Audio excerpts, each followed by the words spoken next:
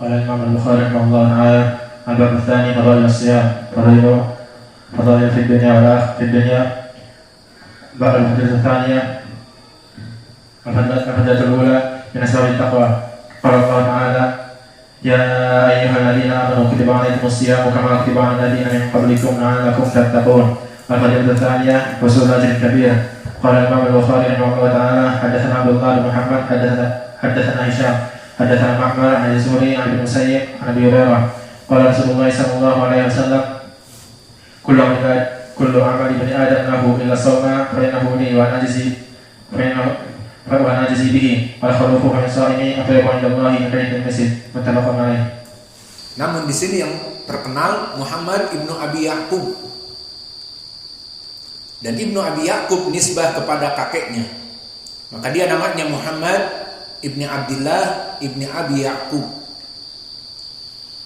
Muhammad ibni Abdullah ibni Abi Ya'qub, atau di dalam matan disebutkan Muhammad bin Abi Ya'qub, dia hidup di tabaqah yang ke-6. Dan tabaqah yang ke-6 barakallahu fikum, tabaqah yang paling kecil dari para tabi'in. Dan mereka masih lebih besar dari para itba'at tabi'in. Yang mana tabaqah yang ke-6 ini, yang mana mereka para tabi'in kecil. Walam yathbut lahum liqa ahadin minas sahabah. Idzan haula fi tabaqah as-sadisah lam yathbut liqa ahadin minas sahabah. Fa fi hadhihi tabaqah, di tabaqah yang ke-6 ini, seperti Abdul Malik ibni Abdul Aziz atau Ibnu Jurayj, wa kadzalika Ziyad ibnu Sa'ad bin Abdurrahman al-Khurasani, dan juga Khalid ibnu Yazid al-Jumhi, dan Sa'ad at-Ta'i, dan As'af ibnu Abi Sya'tha, dan Hajjaj ibnu Abi Utsman al-Kindi, dan yang lainnya. Mereka semuanya hidup di tabaqah yang ke-6. Maknanya tabi'i yang paling kecil dan tidak pernah melihat dari sahabat satupun. Maka Ibnu Jurayj dan di sini Muhammad ibn Abdullah bin Abi Ya'qub tidak pernah melihat sahabat satupun. Adapun dari segi jarh wa ta'dil, maka rawi ini Muhammad ibn Abi Ya'qub rawi yang thiqah, telah disikohkan oleh Abu Hatim Ar-Razi dan Imam An-Nasa'i Ahmad ibn Su'aib, dan juga disikohkan oleh Yahya ibn Ma'in. Dan Syu'bah ibn al-Hajjaj mengatakan Sayyidu Bani Tamim, wa huwa at-Tamimi min Bani Tamim, wa sayyiduhu hadha rajul, kata Syu'bah. Maka selesai dari Muhammad ibnu Abi Ya'qub wa huwa thiqah di tabaqah yang ke-6. Kemudian meriwayatkan di matan dari Imam Ahmad an Abi Nasr, dan dia adalah Raja ibnu Haywah al-Kindi.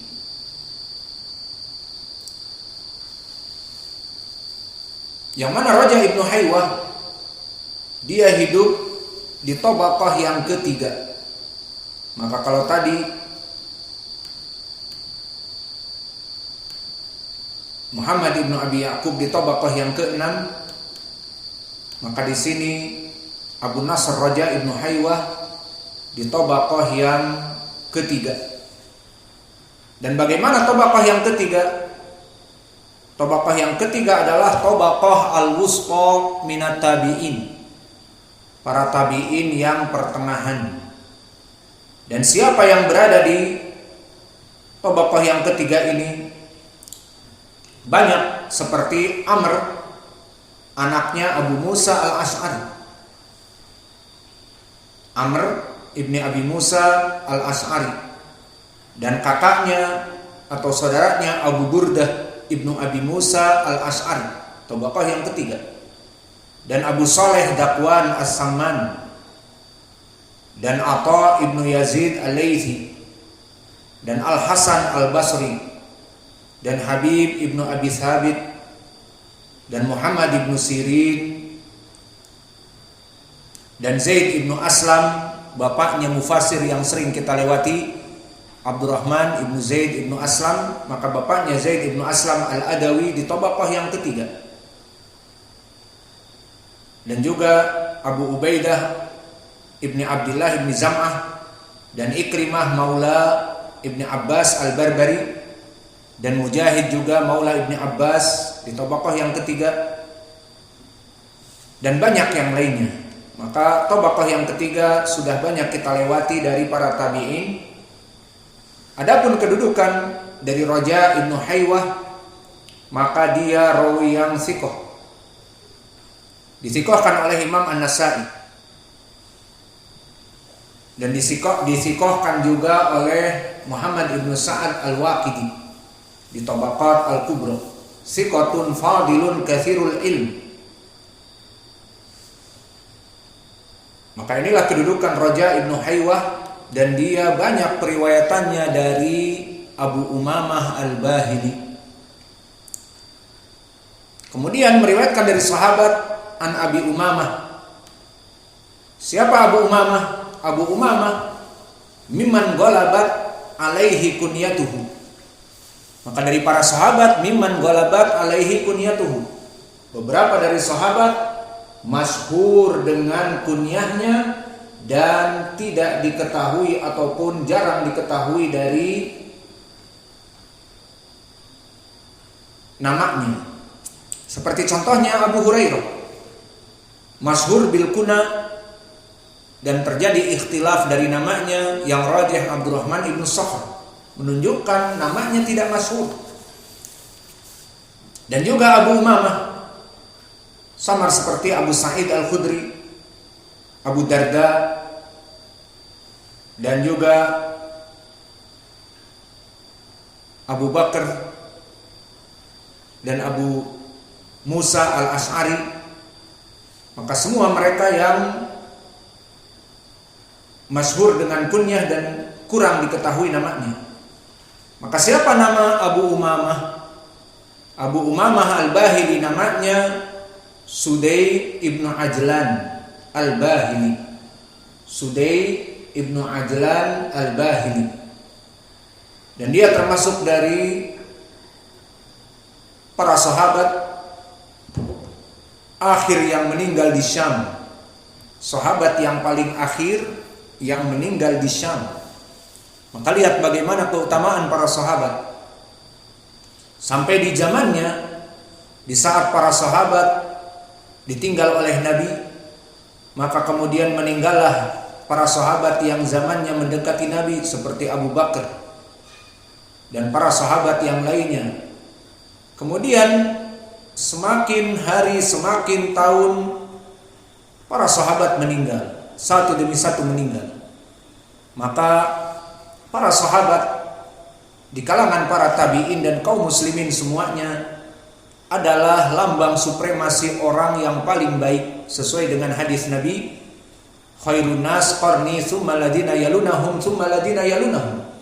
Sebaik-baiknya manusia yang hidup di zamanku, kemudian yang setelahnya dan yang setelahnya, tabi'in dan para itba' at-tabi'in. Maka para tabi'in mengetahui siapa para sahabat yang akhir meninggal di zamannya. Karena orang-orang sahabat ini sudah dipuji oleh Allah di Al-Quran dan juga di sunnah tadi yang kami sebutkan. Adapun di Al-Quran di surat Taubah, wasabiqunal awwalun minal muhajirin wal ansar waladina taba'uhum bi ihsanin radhiyallahu anhum wa radu anhu. Maka mereka para sahabat yang mengikuti Nabi, as-sabiqunal awwalun, dan para muhajirin dan ansar, maka mereka itu Allah ridho atas mereka. Maka para tabi'in mengetahui siapa dari para sahabat yang tersisa, dan di sana para sahabat yang sudah hampir meninggal. Maka diketahuilah Abu Umamah, seorang sahabi yang paling akhir meninggal di Syam. Di mana Syam? Sekarang di Suriah. Yang paling akhir adalah Abu Umamah Al-Bahili. Dan keutamaan Abu Umamah banyak sekali.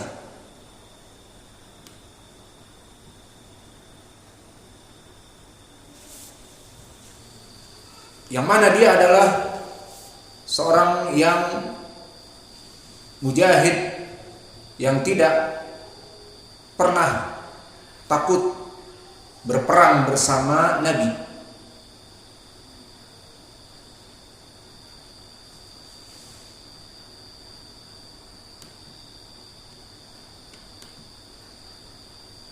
Dan Abu Umamah barakallahu fikum,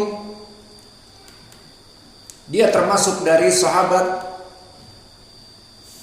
yang termasuk muda. Maka dia mengambil ilmu dari Abi Darda, Mu'adz bin Jabal, dan Umar bin Khattab, dan yang lainnya.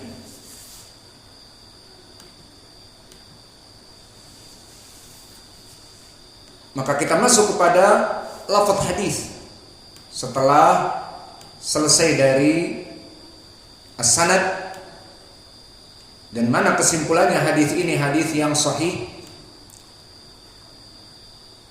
Karena hadis ini semua rijalnya thiqah. Muhammad ibnu Abi Ya'qub tadi disikohkan oleh para ulama, dan Raja ibnu Haywah, Abu Nasr juga disikohkan oleh para ulama. Dan hadis ini pun disikohkan oleh hadis ini pun disahihkan oleh Syekh kami Muqbil Al-Wadi'i di dalam kitabnya Al-Jami'us Sahih. Maka Syekh memasukkan hadis ini di Jami'us Sahih, kumpulan hadis-hadis sahih.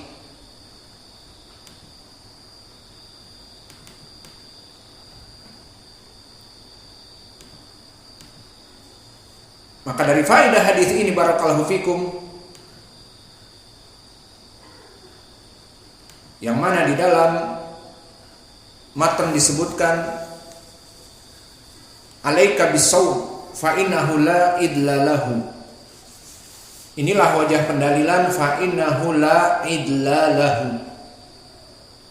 Maknanya la idla lahu ay la idla lahu fil jaza indallah, bahwa tidak ada tandingannya dari pahala yang besar di sisi Allah. Wa hada yadullu ala kathrati ajri as-shaim. Maka ini menunjukkan tentang berapa banyaknya besarnya dari pahala orang yang berpuasa.